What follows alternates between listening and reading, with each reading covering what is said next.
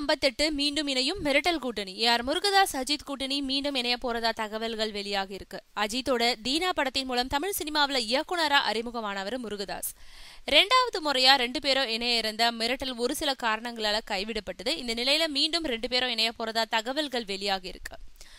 அஜித் சுரேஷ் கோபி நடிப்புல வெளியான தீனா அஜித் ரசிகர்கள் கிட்ட மிகப்பெரிய வரவேற்பை பெற்றது. தீனா படத்துக்கு அப்புறம் மிரட்டல்ன்ற படத்தின் மூலம் மீண்டும் இந்த கூட்டணி இணைய இருந்தது. ஆனா ஒரு சில காரணங்களால அந்த படம் கைவிடப்பட்டது.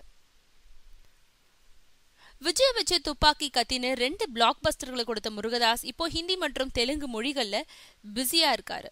அஜித் அடுத்ததா சிறுத்தை சிவா இயக்கத்துல தல 57 படத்துல நடிக்க இருக்காரு.